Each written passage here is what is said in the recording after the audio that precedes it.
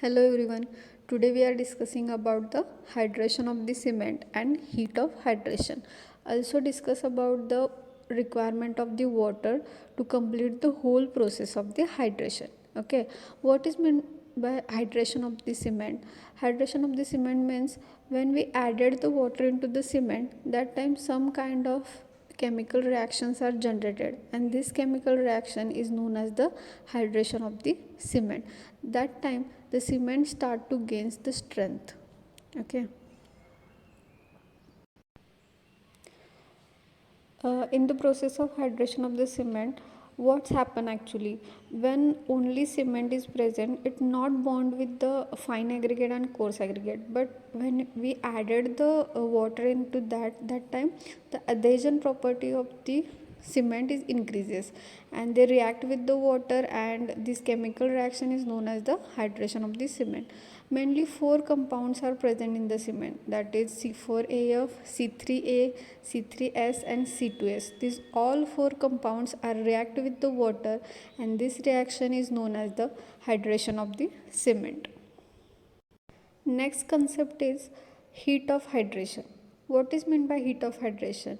When we added the water into the cement, that time some quantity of heat is liberated, and this liberation of heat is called as the heat of hydration. When we added the water into the cement, that time the reaction is generated, and this reaction is actually exothermic reaction, means they liberate the heat of some quantity of heat is known as the heat of hydration. For example, take one flask and take the quantity of cement and add it into that required quantity of water and check the temperature of that flask. We noted the variation in the temperature. Understood? Means what? Heat of hydration means liberation of the heat during the process of when we added the water into the cement, and the total quantity of heat generated in the complete hydration is depend upon the quantity of box compound present in that cement. And the rate of hydration of C2S is very slow as compared to other bonds. Okay. And the next important concept is a water requirement of the hydration. Means actually 23% of water by weight of cement is required for chemical reaction with the Portland cement compound. Means for example, if cement is available 1000 gram, then 23% of weight of cement means 23% of 1000 means near about 230 gram of water is required for the chemical reaction. Okay. And 15% of water by weight of cement is required to fill the gel porous.